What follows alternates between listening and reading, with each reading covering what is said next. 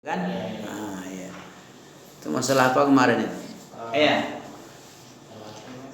Ini pelajaran yang ke-28, wajib memegang sunnah, ya. Wajib memegang teguh as-sunnah.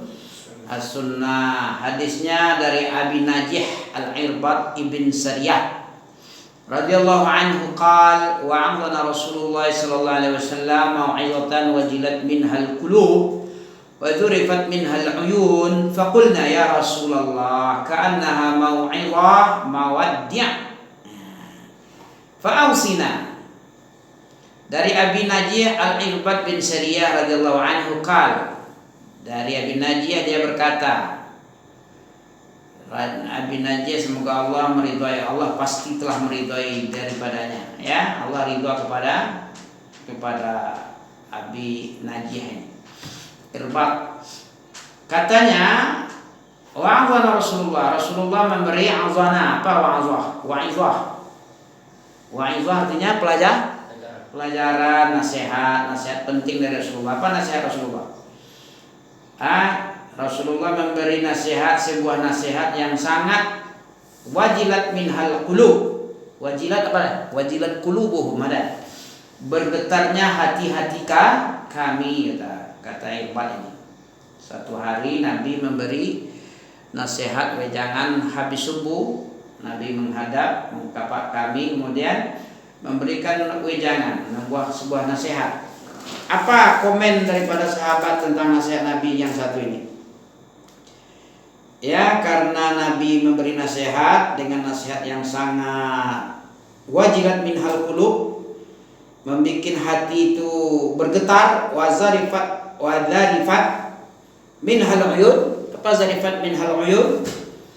Meleleh air mata kami meleleh, hati bergetar, air mata pun meleleh, enggak disadar. Faqulna ya Rasulullah, apa katanya? Kami berkata, wahai Rasulullah, ka'annaha, apa ka'annaha?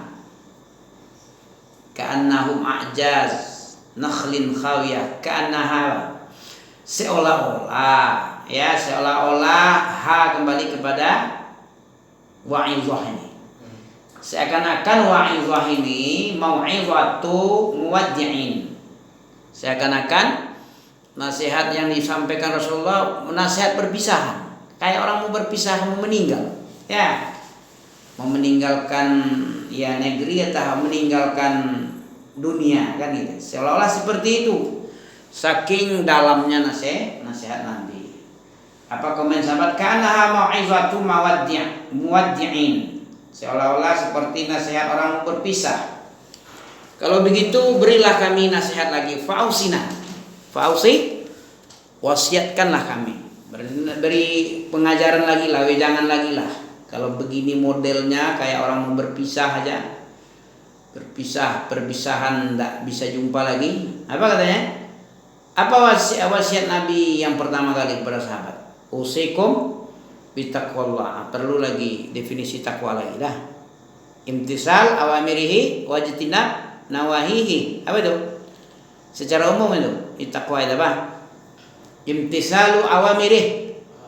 Menaati semua perintahnya. Iya, menjalankan segala perintah. Wajtinab, menjauhi semua larang.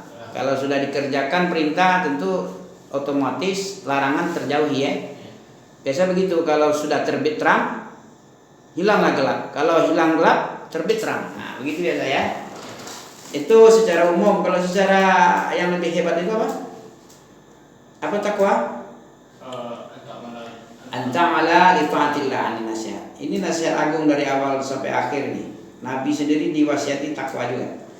Jadi Nabi menasihati sahabatnya dengan wasiat usikum bitaqwallah. Aku wasiatkan kamu dengan takwa kepada Allah. Ya. Anta ma'ali ta'atillah ala nuri minallah tarju sawaballah wa anta traku maksiatillah takhafu iqaballah ala nurin minallah. Nah, itu. Engkau mengamalkan sebuah ketaatan untuk mentaati Allah, mengamalkan suatu amalan untuk mentaati Allah. Apa saja yang diperintah untuk mentaati Allah dengan dalil, dengan dalil, dengan nur, dengan ilmu, bukan ikut-ikutan, bukan bondong lagi bondong lada. Apa artinya itu? Orang tersorong waktu tetangga, Minang ikut-ikutan kemana angin berembus, itu orang on misalnya. Kalau orang berilmu dia dengan dalil. Ala nurin minallah tarju sawab Allah. Itu. Kamu disuruh bertakwa kepada Allah ya, wasam'i wa ta'ah. Apa wasam'i wa ta'ah artinya? Ini yang paling kurang sekarang ini manusia lebih banyak sami'na wa asaina. Kalau Nabi menyuruh sami'na wa ta'ah, wasam'i wa ta'ah. Kamu mendengar, kamu taat. Tidak perlu kita ngomong. Kalau ada orang alim ngomong, kita tidak perlu lagi diadu kepala kita dengan orang. Biasanya kalau orang ahlu sunnah dia ciri-cirinya tunduk dia, menomorsatukan Al-Quran dan sunnah. Kalau sudah ada dalil yang sah, itulah mazhabku, kata Imam Syafi'i, Imam Hambali, Imam Malik, Imam Abu Hanifah. Seluruh imam begitu. Idza shahal hadis fahuwa madhabi. Kalau hadis itu sahih, itulah mazhab saya. Campakkan omongan saya kalau bertentangan dengan Quran dan Sunnah. Jadi dia mengedepankan apa dalilnya itu? Mengedepankan Al-Quran dan Sunnah siapa? Dalam surah Al-Hujurat, masih ingat? Ya ayyuhalladzina amanu la tuqaddimu baina yadayillahi wa rasulihi wattaqullah. Innallaha sami'un basir. Innallaha sami'un alim. Apa ini? Hai orang-orang yang beriman, la tuqaddim. Apa tuqaddim? Jangan kamu dahulukan kepalamu dengan Al-Quran dan Sunnah. La tuqaddimu baina yadayillahi wa rasulih. Ada Al-Quran di depanmu. Yadillah itu baina yadaillah, artinya di antara kamu, di depanmu itu ada Quran dan Sunnah. Tapi kamu belakangi dia, itu tidak boleh. Harusnya dikedepankan, jadikan Al-Quran dan Sunnah itu sebagai imam. Kita jadi makmum, dituntutnya kita nanti. Tapi kalau kita di depan, Quran dan Sunnah di belakang, didorongnya ke neraka. Itu dia.